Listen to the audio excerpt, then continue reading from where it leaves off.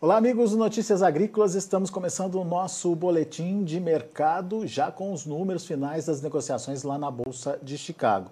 Mais um dia positivo para a soja voltando a se consolidar acima do patamar dos 14 dólares por bushel. Vocês se lembram, na semana passada ela havia perdido esse patamar de negócios lá em Chicago, mas aos poucos foi retomando e se sustentando agora acima dos 14 dólares nos principais vencimentos. Vencimentos mais longos também retomando esse novo patamar de preços. A gente já tem para setembro os negócios voltando acima dos 13 dólares por bushel e o novembro já buscando esse patamar dos 13 dólares. Hoje fechou ali na casa dos 12,70.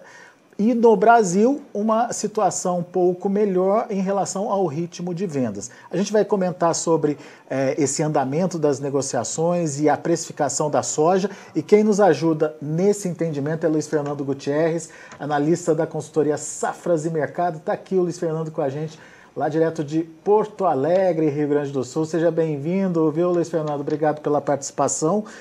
Nos ajude a entender primeiro essa dinâmica de negócios lá em Chicago, um dia positivo para a soja. O mercado está analisando o que nesse momento, Luiz? Boa tarde, Alex. Boa tarde a todos. Obrigado pelo convite mais uma vez. Bom, o mercado em Chicago agora ele começa a virar a sua atenção, né? Após essa consolidação da safra sul-americana, dá para dizer assim, a gente já está com quase 90% colhido no Brasil, a colheita andando na Argentina e sem maiores problemas nesse momento, digamos assim. Agora a atenção começa a virar para a safra americana, né? Para a nova safra americana, que começa a ser plantada aí a safra de soja finalzinho de abril, né?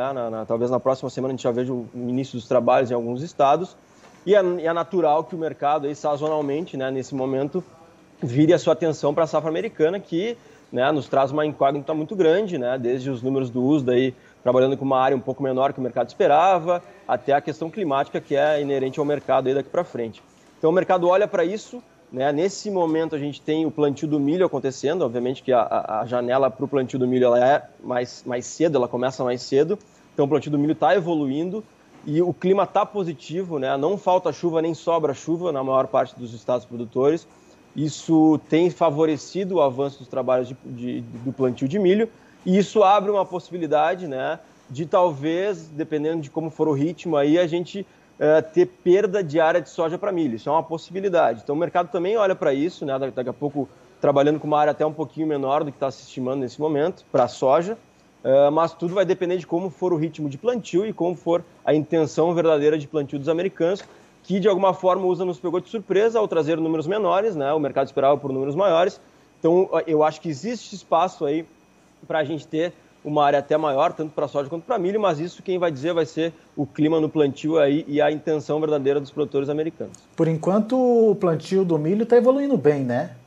Exatamente, como eu falei, o clima está sendo favorável, os trabalhos estão evoluindo bem, e sempre quando o trabalho de milho evolui bem, abre-se essa possibilidade, né, de, se está evoluindo muito bem, talvez o produtor americano, que a gente sempre fala, né, é um produtor mais de milho do que de soja, né, por essência, digamos assim, ele talvez prefira aí plantar mais milho do que soja, e aí talvez soja lá no final perca um pouquinho de área para milho. É uma possibilidade, só que isso só se confirma depois do final do plantio aí, e obviamente olhando como é que foi o clima aí ao longo de todos os trabalhos de plantio, tanto para soja quanto para milho. Mas o mercado já precifica isso, Luiz? De alguma forma o mercado trabalha um pouquinho com essa possibilidade, mas não é nada decisivo, óbvio, nada definido, mas sempre quando o trabalho de milho anda bem, abre-se lá na frente essa possibilidade e o mercado dá uma descontada em Chicago. Então, obviamente, se o clima for muito positivo para o plantio de milho e a gente tiver uma confirmação daqui a pouco do milho roubando um pouquinho de áreas de soja nos Estados Unidos, aí Chicago começa a subir. E a gente tem um pouquinho da sustentação nesse momento. Por enquanto, o mercado climático está influenciando basicamente ou diretamente o milho. Quando ele começa a ter influência aí na soja, efetivamente, no plantio da soja? A partir de maio, né? Como eu falei, os trabalhos de soja tendem a começar, né, se o clima está positivo, no finalzinho de abril, mas eles ganham corpo ao longo de maio, e então ao longo de maio realmente o mercado começa a ganhar força, o mercado climático americano, e daí para frente até setembro, até a colheita aí, vai ser praticamente todas as atenções do mercado aí voltadas para o clima nos Estados Unidos. E vai ser um ano importante de analisar a influência do mercado climático, porque é uma safra, até nesse momento, bastante restrita, né, em termos de oferta, né, Luiz? Maior que do ano passado, porém abaixo das expectativas iniciais, né? Exatamente. Assim, a gente trabalhando com a área do USDA, que ele trabalha hoje, né, que é a principal indicação para o mercado, se tudo desse certo na safra americana, né, a safra de soja, e aquela área fosse confirmada e o clima fosse positivo, no máximo os Estados Unidos colhe 123 milhões, que é muito próximo do recorde que eles já colheram, tá? Mas isso, o clima tem que ser muito bom, tem que ser praticamente perfeito. Uma safra normal aí dá para trabalhar com 120 milhões. É maior que o ano passado, obviamente. O ano passado a gente teve grandes problemas climáticos, né? Mas também a gente tem que olhar o quadro de oferta e demanda. A gente está com o quadro de oferta e demanda americano com os estoques muito apertados. E uma safra de 120 milhões não vai trazer uma grande recuperação de estoque americano. Então isso é um fator importante, né? E qualquer quebra, obviamente, o mercado vai ficar muito mais sensível, porque o estoque está apertado. Então se a gente tiver quebra de safra, vai apertar mais ainda.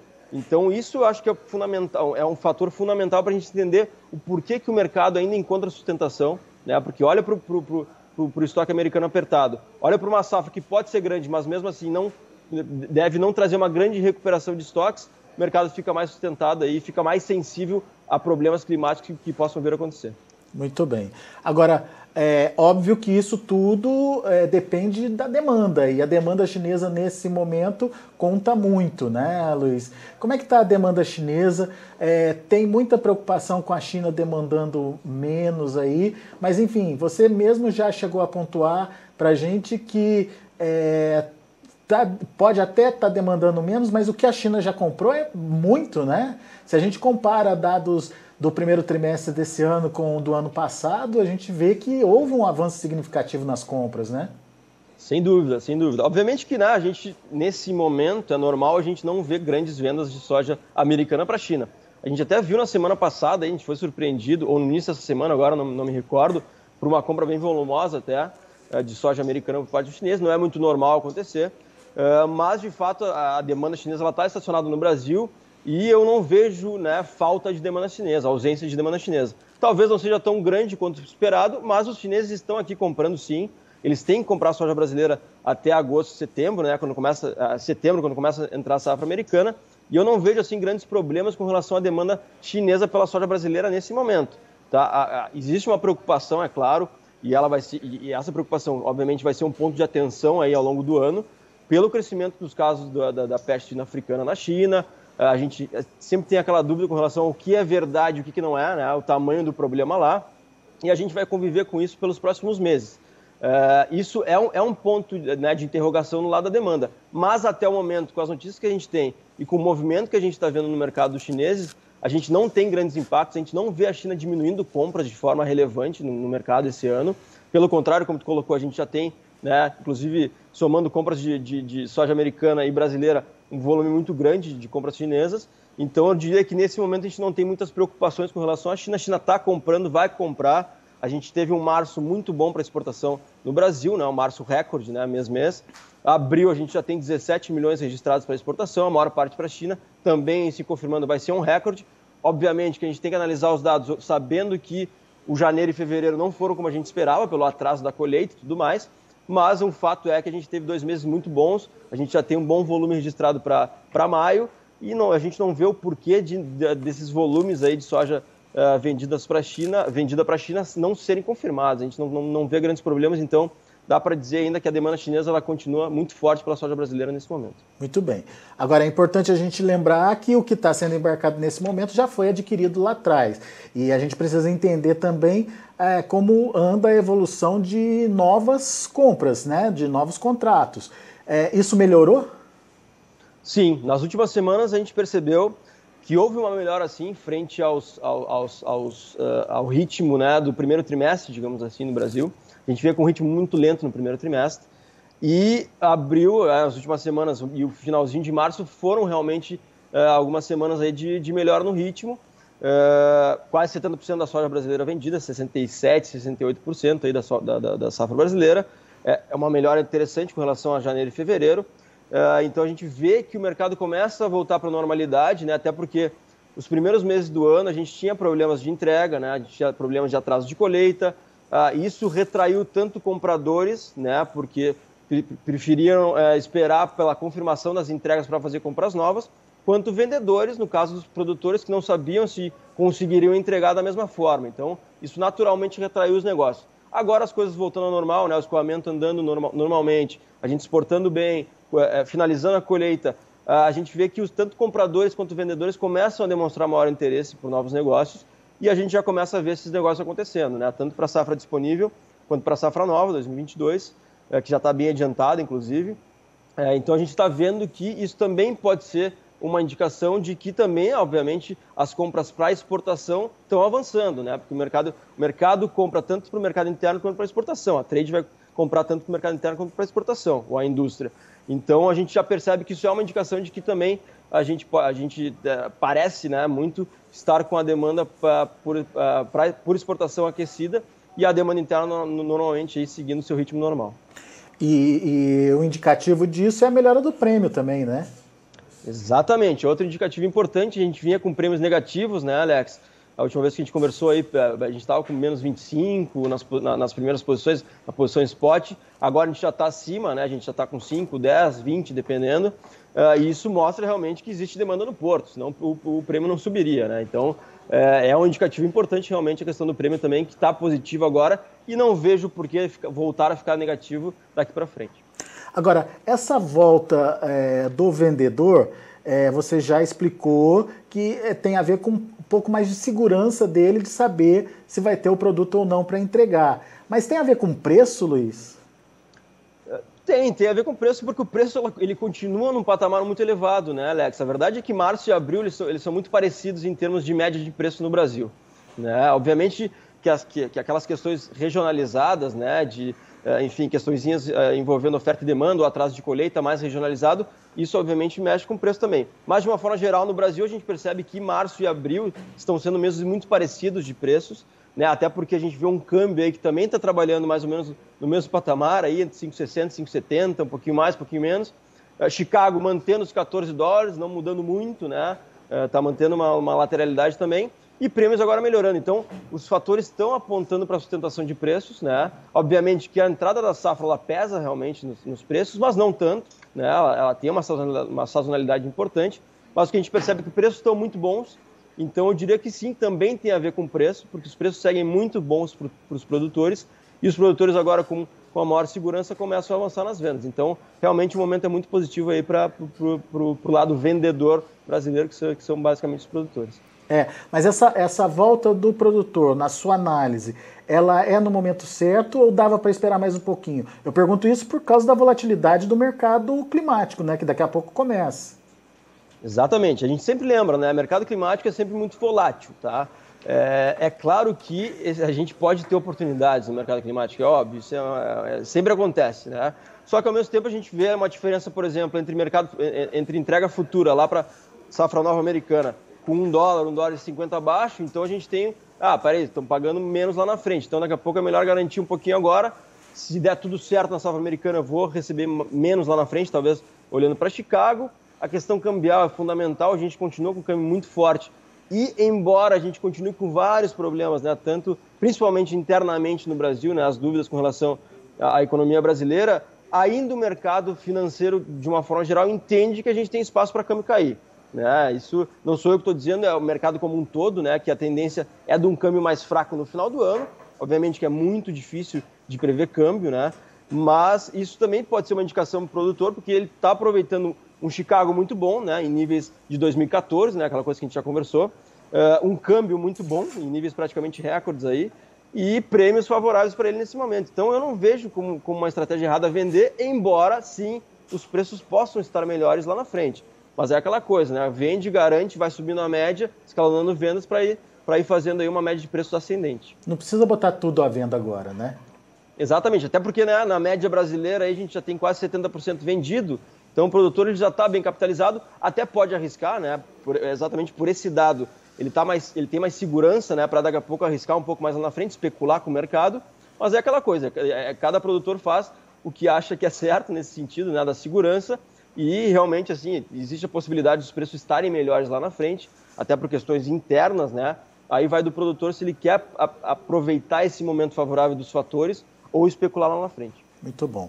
E você falou de safra nova também, safra nova já sendo negociada. Como é que está o ritmo da comercialização da safra nova? É vantagem negociar nesse momento, na sua opinião? Então, como eu falei, né, a gente, para safra nova, a gente está com o Chicago mais baixo, né, $1, $1,50, dependendo da posição, até $2 aí, mais a médio prazo. Não vou dizer que é ruim esse patamar, claro que não. A gente, obviamente, tem, se comparando o preço de safra atual com safra nova, a gente tem aí 20, 30 reais a menos por saca, talvez. Não é ruim, pode ser melhor, é claro, mas é aquela coisa, é o primeiro hedge do produtor, né? Se a conta fecha, né, Alex, se os 140, 150 para a safra nova já servem para cobrir os custos aí iniciais da safra e trazer uma segurança, eu não vejo como negativo também negociar a safra nova, até porque a gente tem, ao longo do ano, toda a confirmação da safra americana, que vai trazer volatilidade, depois tem a safra brasileira de novo, que pode trazer mais volatilidade, tende a trazer mais volatilidade no final do ano. Então, são muitas incógnitas que a gente tem que responder. Então, eu acho que é interessante, sim, o produtor que não vendeu nada da safra nova vender um pouquinho. A gente tem, na média brasileira, acho que 14% já comercializado. Obviamente, alguns estados bem menos que isso. Mas, se está fechando o custo dele, está ajudando ele aí a fechar a conta inicialmente, digamos assim, para a próxima safra que ele vai plantar, vale a pena aproveitar um pouquinho, até porque o câmbio está favorável de novo, né? E se o câmbio cair, esses preços vão cair lá na frente. Então, dá para aproveitar, mas, de novo, com a safra nova tudo pode acontecer, digamos assim, né, Alex? Mas eu acho que o momento é interessante sim para o produtor que não vendeu nada e vender um pouquinho na safra nova, sim. E é isso que você falou, né? Sempre casando lá na frente com alguma coisa, por exemplo, com a compra de insumos, vendo alguma oportunidade já fecha um pouquinho, enfim.